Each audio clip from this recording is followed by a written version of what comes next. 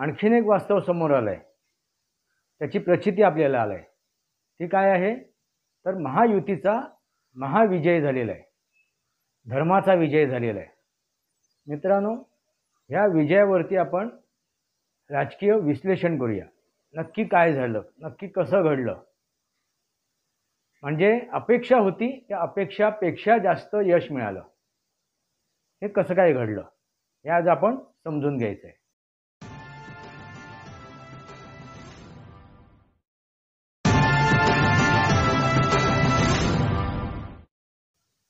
नमस्कार मित्रांनो, वास्तवावर बोलू काहीतरी. आणखीन एक वास्तव समोर आलं आहे, त्याची प्रचिती आपल्याला आलं आहे. ती काय आहे तर महायुतीचा महाविजय झालेला आहे, धर्माचा विजय झालेला आहे. मित्रांनो, ह्या विजयावरती आपण राजकीय विश्लेषण करूया. नक्की काय झालं, नक्की कसं घडलं, म्हणजे अपेक्षा होती त्या अपेक्षापेक्षा जास्त यश मिळालं, हे कसं काय घडलं हे आज आपण समजून घ्यायचं आहे. वास्तवावर बोलू काहीतरी या शृंखलेमध्ये पुन्हा एकदा आपलं स्वागत. मी आपला मित्र राजेश वासंती साबाजी केळुसकर. मित्रांनो, वास्तव सत्य हे नेहमी चिरतरुण असते. वास्तव सत्य हे नेहमी चिरतरुण असते, ते अमर असते. आणि तीच प्रचिती आता आलेली आहे, धर्माचा विजय असं म्हणायला हरकत नाही. ज्यावेळी देवेंद्र फडणवीस म्हणालेत की हे धर्मयुद्ध आहे, मित्रांनो, कुठलंही युद्ध जे आहे ना, कुठल्याही प्रकारचं युद्ध असो, ते धर्म आणि अधर्म या दोघांमध्येच होत असते. कुठल्याही प्रकारचं असो, मग कुठल्याही परिस्थितीत आणि कुठल्याही स्थितीत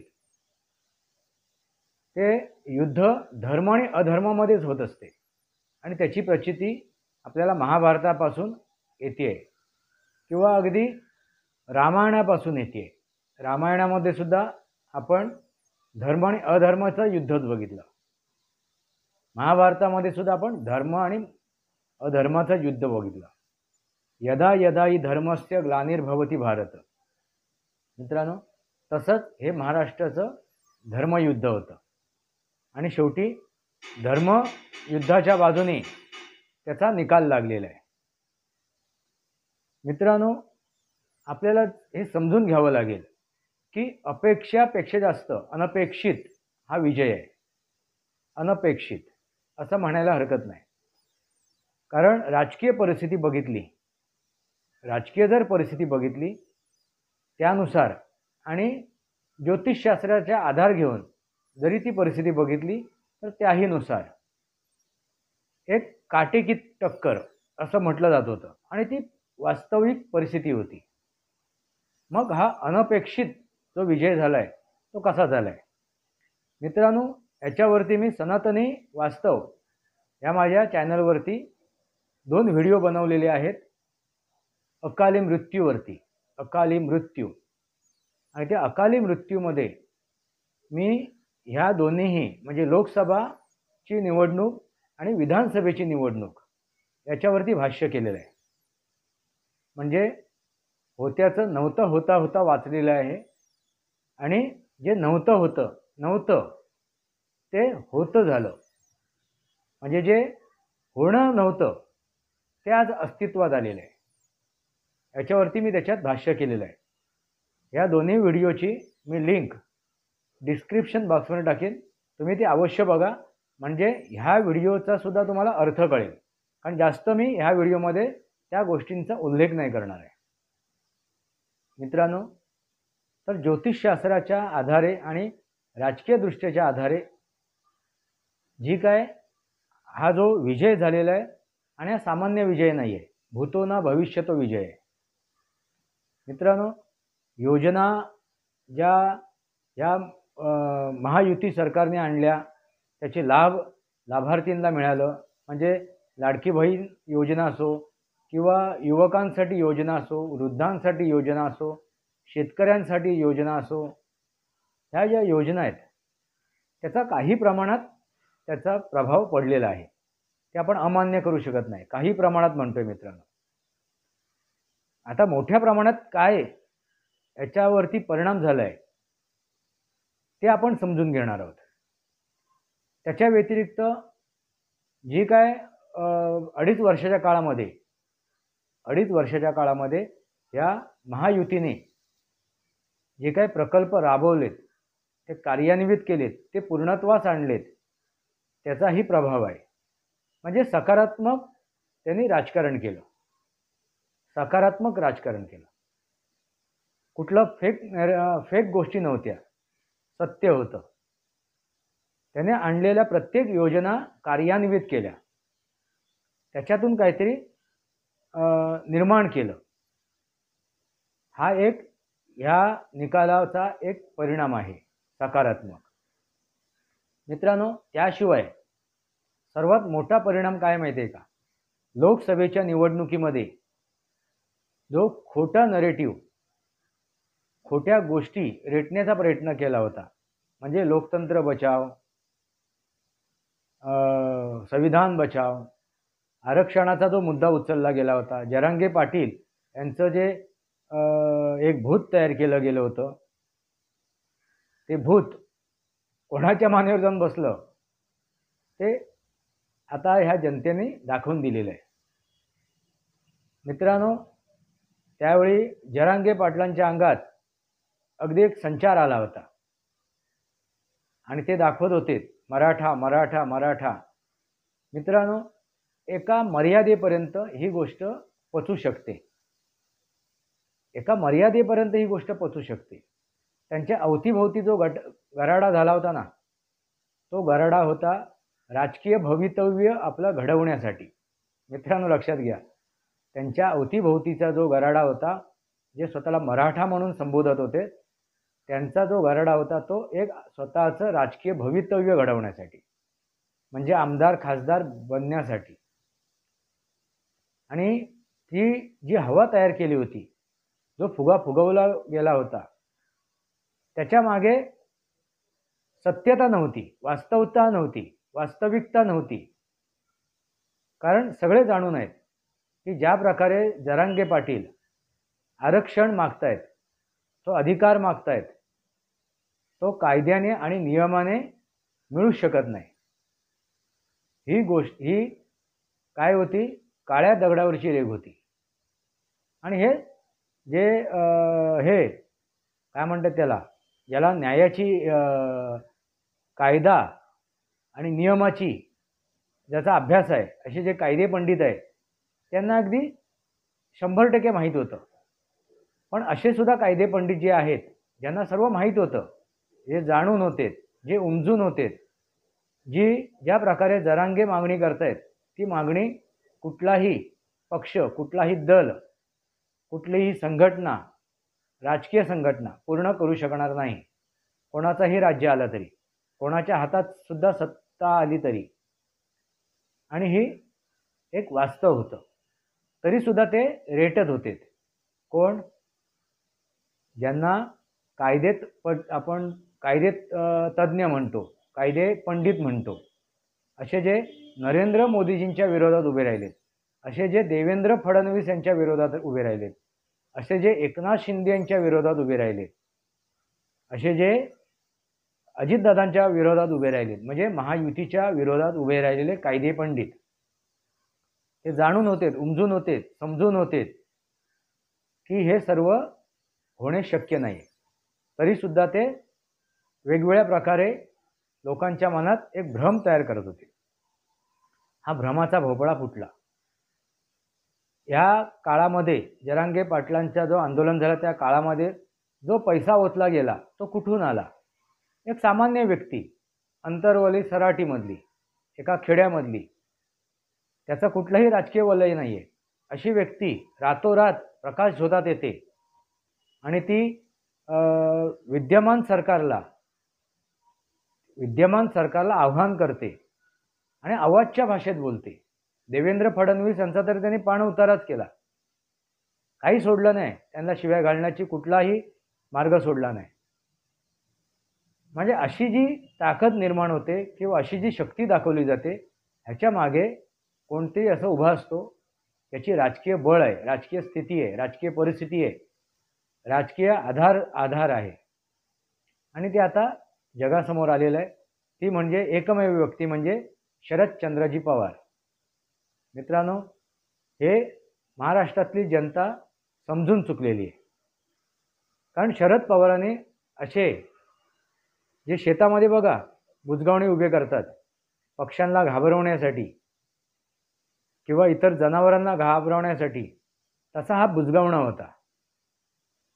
एक दहशत निर्माण करण्यासाठी, एक दहशत निर्माण करण्यासाठी. आणि ती दहशत निर्माण झाली राजकीय क्षेत्रामध्ये.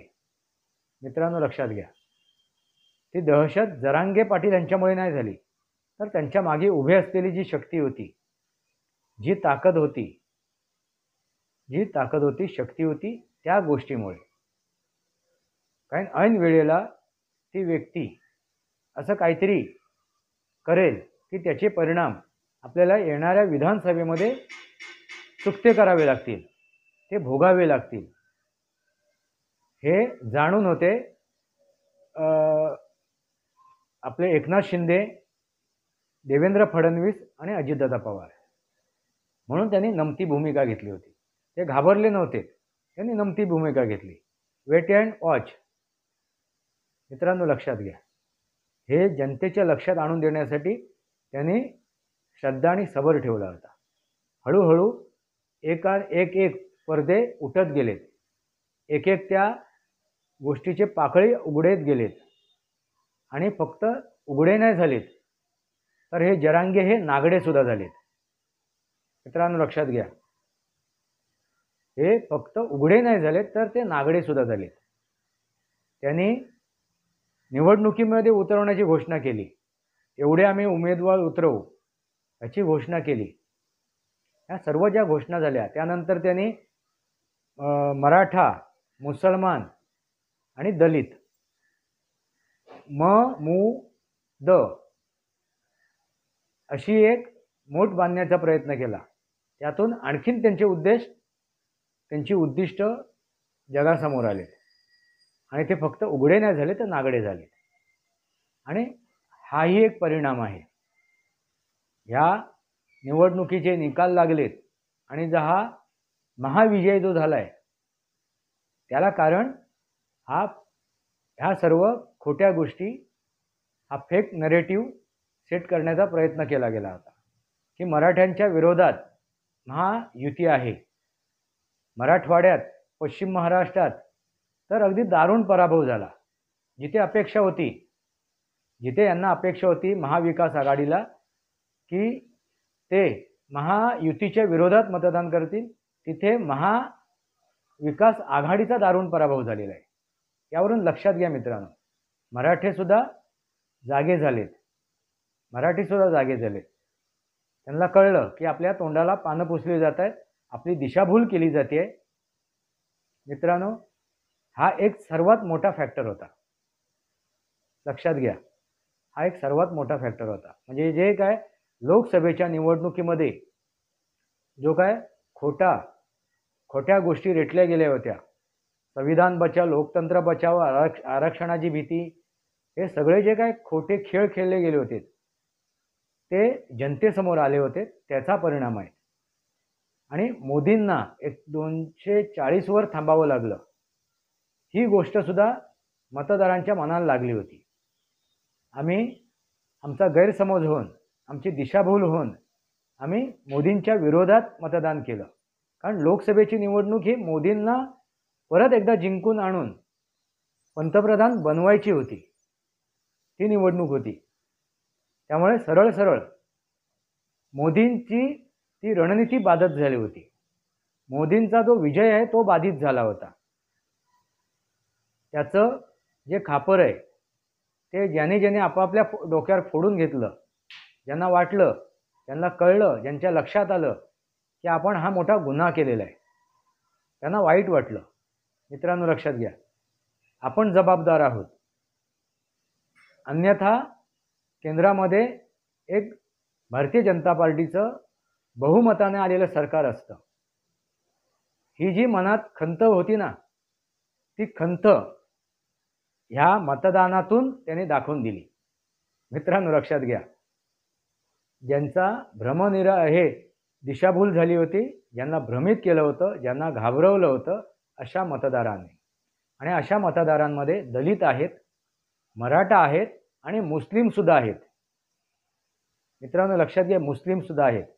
कारण ज्या विधानसभेमध्ये मी राहतोय त्या विधानसभेमधील एक मोहल्ला आहे, मुस्लिम मोहल्ला आहे नारायणनगरमधून.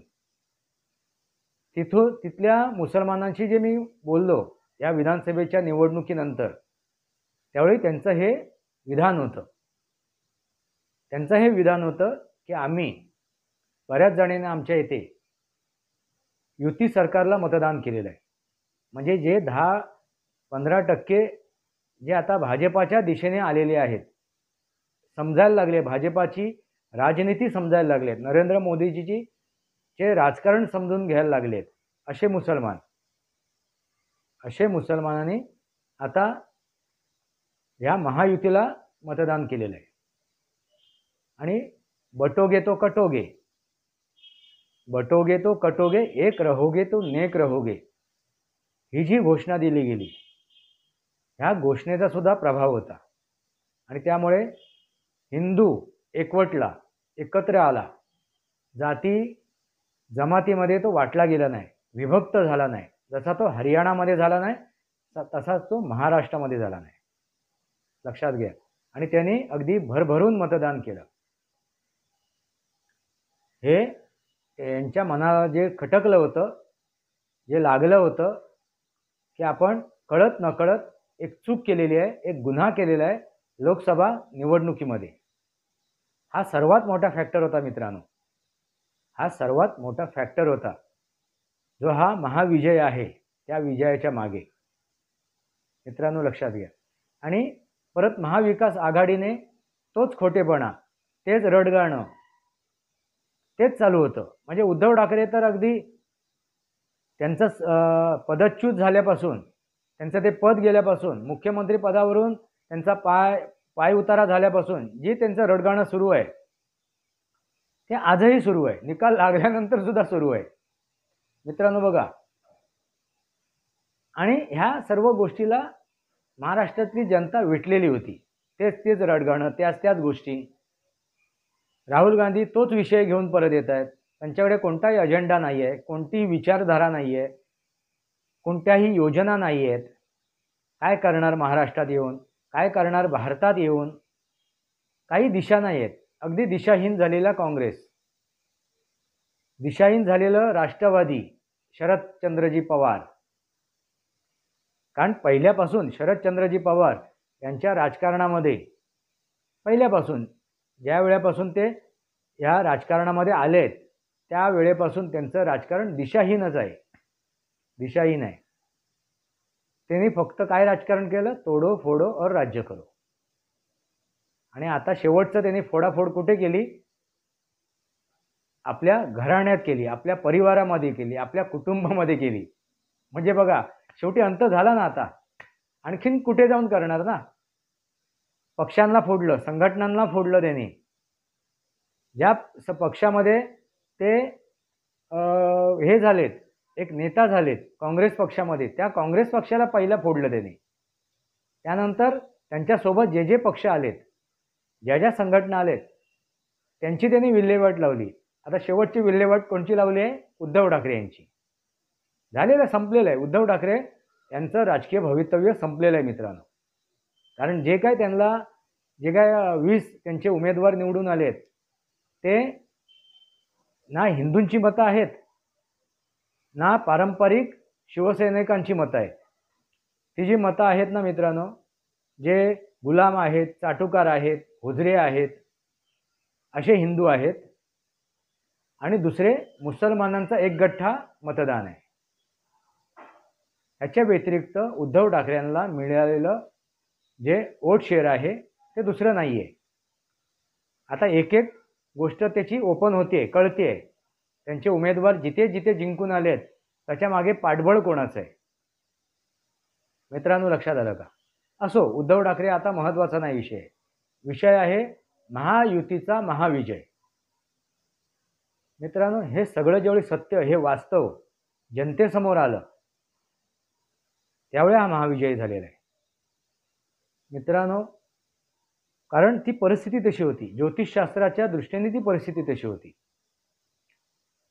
काय होती ज्योतिषशास्त्राच्या हिशोबाने किंवा राजकीय परिस्थितीनुसार? तर काटेकीत टक्कर आहे, काटेकीत टक्कर आहे. येणार युती सरकारच येणार, ही काळ्या दगडावरची रेघ होती. पण टक्कर होणार दोघांमध्ये. पण अशा प्रकारे हार होईल महायुतीची ही अपेक्षा नव्हती. अनपेक्षित विजय आहे. त्याला कारण का? तर नकारात्मक राजनीती आणि सकारात्मक राजनीती, म्हणजे धर्माची राजनीती आणि अधर्माची राजनीती, समाजाचं भलं करण्याची राजनीती, म्हणजे समाजाचं भलं करण्यासाठी, म्हणजे आपण म्हणतो ना समाजकारणाची राजनीती, विरोधात समाजाला बरबाद करण्याची राजनीती. फक्त राजकारण, आपले घराणे वाचवणं, आपलं कुटुंब वाचवणं, आपल्या पोराबाळांचं राजकीय भवितव्य वाचवणं, बस एवढ्यापुरतं मर्यादित असलेले हे तीन पक्ष. आणि त्यांच्या विरोधात समाजासाठी, जनतेसाठी, महाराष्ट्रासाठी, नागरिकांसाठी लढलेले हे तीन पक्ष. धर्माची आणि अधर्माची लढाई होती. हे याचं विश्लेषण आहे मित्रांनो. बाकीचे ज्या योजना आहेत, मी तुम्हाला म्हणालो, शेतकरी, अगदी लाडकी बहीण योजना, अगदी महिलांना जी अर्धी तिकीट भरावी लागते एस-टी महामंडळामध्ये, किंवा वृद्धांसाठी ज्या काय पेन्शन योजना चालू केल्या, युवकांसाठी काय योजना आणल्यात, अशा अनेक ज्या योजना आहेत. शेतकऱ्यांना कापसामध्ये आणि काय म्हणतात त्याला, सोयाबीनमध्ये त्यांना एक दिलासा दिला गेला. असे अनेक ज्या त्यांनी हे आणलेत, योजना आणल्यात, त्याचा लाभ मिळाला. पण सर्वात मोठा लाभ मिळाला आहे तो म्हणजे यांचं वास्तव समोर आलेलं आहे. काय वास्तव होतं? कोणाचं वास्तव? तर महाविकास आघाडीचं. ते वास्तव समोर आलं. अक्राळ विक्राळ वास्तव, भयावह वास्तव हे समोर आलं. म्हणजे काय करायचं आहे? तर जाती जमातीमध्ये वितुष्ट निर्माण करायचं आहे आणि राज्य करायचं आहे. धर्माधर्मामध्ये युद्ध लावायचं आहे आणि राज्य करायचं आहे. आणि ह्या सर्व प्रकारामध्ये आणखीन एक प्रभावशाली गोष्ट घडली, ते म्हणजे अगदी छुप्या पद्धतीने लोकसभेमध्ये मुसलमानांनी एकत्र येऊन, छुप्या पद्धतीने लोकसभेमध्ये मुसलमानांनी एकत्र येऊन महाविकास आघाडीच्या विरोधात मतदान केलं होतं, एनडीएच्या विरोधात मतदान केलं होतं. ते खुलेआम बोलायला लागलेत. ते मुल्ला मौलवी, साजिद रशिदी. मित्रांनो, लक्षात घ्या, अगदी समोर येऊन खुलेआम मुसलमानांनी अगदी महायुतीला मतदान करायचं. त्यांचे सर्व सर्वे कोण आहेत महायुतीचे? तर शरदचंद्रजी पवार. आणि त्यांचे हस्तक कोण आहेत? तर काँग्रेस आणि उभाठा. आणि त्यांनी 17 आपल्या मागण्या सुद्धा ठेवल्या लेखी स्वरूपात, आणि त्या साईन करायला पण सांगितल्या. याचाही परिणाम आहे. म्हणजे हिंदूंचे डोळे आणखीन स्पष्टरित्या उघडलेत, खडखडून उघडलेत. मित्रांनो, लक्षात घ्या, हा छोटा मोठा विजय नाही आहे. हा छोटा मोठा विजय नाही आहे. ना भूतो ना भविष्यतो, ना भूतो ना भविष्यतो. मित्रांनो, माझ्या मते किंवा अगदी युतीच्या मते सुद्धा, माझ्याच मते नव्हे, युतीच्या मते सुद्धा, किंवा जे राजकीय पंडित आहेत त्यांच्या मते सुद्धा, महायुतीला जास्तीत जास्त 270, जास्तीत जास्त. पण तरी सुद्धा मी एक्झॅक्ट पोल जो मांडला आहे, एक्झॅक्ट पोल, त्याचीही मी क्लिप ह्या व्हिडिओ डिस्क्रिप्शन बॉक्समध्ये टाकतो व्हिडिओच्या. तो जो एक्झॅक्ट पोल आहे, त्या एक्झॅक्ट पोलमध्ये सुद्धा मी हे म्हटलेलं आहे की कमीत कमी 155, 50, 155, 60, 50, जास्तीत जास्त 70पर्यंत हे येऊ शकतात. आणि हे जर आलेत तर एकनाथ शिंदे मुख्यमंत्री बनतील, आणि 200च्या वर गेलेत तर देवेंद्र फडणवीस मुख्यमंत्री बनू शकतात. म्हणजे शक्यता होती, शक्यता नाकारता येत नाही, ती शक्यता होती. ती शक्यता कोणी निर्माण केली? महाविकास आघाडीने. मित्रांनो लक्षात घ्या, महाविकास आघाडीने ती शक्यता निर्माण केली. कारण काय असते, सकारात्मक आणि नकारात्मक, नकारात्मकता एवढी वाढली होती या महाविकास आघाडीमध्ये, त्यांनी जे पेरलं ते त्यांना मिळालं. आणि सकारात्मकता एवढी वाढली होती महायुतीमध्ये, त्यांनी जे पेरलं ते त्यांना मिळालं. मित्रांनो लक्षात आलं का? तुम्ही मुद्दामून, मी सनातनी वास्तव या माझ्या चॅनलवरती अकाली मृत्यू याचा संदर्भ घेऊन 2 व्हिडिओ बनवलेले आहेत. एक लोकसभा निवडणूक आणि एक महाराष्ट्राची विधानसभा निवडणूक, या दोन्ही गोष्टीवरती. तुमच्या लक्षात येईल होत्याचं नव्हतं कसं होते आणि नव्हत्याचं होतं कसं होते, म्हणजे तुमच्या लक्षात येईल हा विजय हा कशाचा आहे? अति नकारात्मकता. आणि हा विजय कशाचा आहे? हा विजय कशाचा आहे तर सकारात्मकतेचा. 100% सकारात्मकता. देवेंद्र फडणवीस, एकनाथ शिंदे आणि अजितदादा पवार, आणि असा काय संसार थाटला की एकमेकांवरती त्यांनी पूर्ण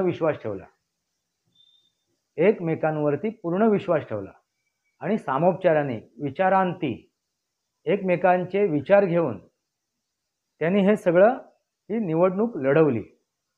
एक प्रश्न निर्माण झाला होता मित्रांनो, अजितदादा पवार यांनी एक रहोगे तो नेक रहोगे याच्या विरोधात वक्तव्य केलं होतं की हे आमची घोषणा नाही आहे, हे आम्हाला मान्य नाही आहे. ही त्यांनी शेवटच्या टप्प्यात हे भाष्य केलं होतं. ते गरजेचं होतं मित्रांनो. त्यावेळी मला थोडीशी ती कल्पना झाली नव्हती की असे काय बोलतायत हे अजितदादा पवार, पण मला ती गोष्ट लक्षात आली की अजितदादा पवार असं का बोलतायत. कारण त्यांचे जे पारंपरिक मतदार आहेत त्यांच्यामध्ये मुसलमान सुद्धा आहेत. तर त्या मुसलमानांमध्ये सुद्धा संदेश जाणं गरजेचं आहे की मी तुमच्यासोबत आहे, आणि त्यांनी हा दिलेला संदेश आहे. मित्रांनो लक्षात घ्या, डायरेक्ट इनडायरेक्टली. आणि तो कधी दिला त्यांनी? शेवटच्या टप्प्यामध्ये. निवडणुकीचा प्रचाराचा जो शेवटचा टप्पा होता त्याच्यामध्ये दिलेला संदेश आहे. त्यामुळे 41 उमेदवार ते निवडून आणू शकलेत. आणि दुसरी महत्त्वाची गोष्ट काय आहे की हे जे का राष्ट्रवादीचे पारंपरिक मतदार आहेत त्यांना एक गोष्ट लक्षात आलेली आहे की आता शरदचंद्रजी पवार हे राष्ट्रीय नेते आहेत, ते राष्ट्रीय नेते आणि ते केंद्रामध्ये त्यांची चालते. पण अजितदादा पवार हे राज्यस्तरीय नेते आहेत. आणि दुसरी गोष्ट काय तर शरदचंद्रजी पवार यांचे दिवस राहिलेत किती? मित्रांनो लक्षात घ्या, यांचे दिवस राहिलेत किती? ते कधी लक्षात घ्या. आता मला काय म्हणायचं ते. मग त्याच्यानंतर सुप्रिया सुळे यांचा कोणताही राजकीय बेस नाही आहे. मग शेवटी आपल्याला कुठे जावं लागणार तर अजितदादा पवार यांच्यासोबतच जावं लागणार आणि अजितदादा पवार यांचंच समर्थन करावं लागणार. जर आजच्या काळात, आजच्या स्थितीत अजितदादा पवार टिकलेत तरच आपण त्यांचं समर्थन करू शकतो. अन्यथा शरदचंद्रजी पवार पण संपलेत आणि अजितदादा पवार पण संपलेत. ही गोष्ट महत्त्वाची आहे मित्रांनो. अजितदादा पवार हे निवडून आलेत आणि शेवटच्या क्षणाला त्यांनी जे काय वक्तव्य केलं त्याच्या मागचं एक राजकीय कारण आहे. आणि त्यांनी असं आलं नाही रात्री त्यांना स्वप्न पडलं आणि मग त्यांनी ठरवलं आणि जाऊन त्यांनी वक्तव्य केलं. नाही मित्रांनो, माझ्या मते ह्या तिघांमध्ये हे संवाद झाले असणार. त्यांनी विचार विनिमय केला असणार की ठीक आहे आता शेवटचा टप्पा आहे, मी जरा असा बोलून टाकतो, झाला तर झाला फायदा, आणि त्याचा खरोखर फायदा झाला. मित्रांनो लक्षात घ्या, 41 उमेदवार ते निवडून आणू शकलेत. आता एकनाथ शिंदे हे शिवसेनेचे सर्वेसर्वा झालेले आहेत. एकनाथ शिंदे यांच्याच अध्यक्षतेखाली ही शिवसेना निवडून आलेली आहे. आता खरी शिवसेना कोणती? ही जनतेच्या न्यायालयात जनतेने सिद्ध केलेलं आहे. आता हायकोर्टात, सुप्रीम कोर्टात काय सिद्ध होणार आहे त्याचे निकाल आताच लागलेले आहेत. दुसरी गोष्ट, राष्ट्रवादी काँग्रेस ही कोणाची आहे हे सुद्धा जनतेच्या न्यायालयामध्ये सिद्ध झालेले आहे. मित्रांनो लक्षात घ्या, अगदी चार पटीमध्ये शरदचंद्रजी पवार राष्ट्रवादी काँग्रेस यांच्या 4 पटमध्ये कोण आले निवडून? अजितदादा पवार. आणि 3 पटमध्ये एकनाथ शिंदेजी. भाजपाची ती गोष्टच वेगळी आहे. भाजपाने निर्विवाद आपली ताकद, क्षमता दाखवलेली आहे. आणि जे काय अमित शहाने वक्तव्य केलं होतं आपल्या कार्यकर्त्यांना सांगताना, संबोधन करताना, की 2029 मध्ये आपण भारतीय जनता पार्टीचा एकछत्री नेता निवडून आणू, एकछत्री आपण हे आणू, काय राज्य आणू, शासन आणू, आपण महाराष्ट्रामध्ये फक्त भारतीय जनता पार्टीचंच राज्य आणू शकू, ही परिस्थिती आपण आता निर्माण केलेली आहे आणि होती आहे आणि ती होणार आहे, हे त्यांचं वक्तव्य होतं. मित्रांनो, हा जो विजय आहे ना, हा आहे सनातनींचा विजय. हा जो विजय आहे तो हिंदूंचा विजय आहे.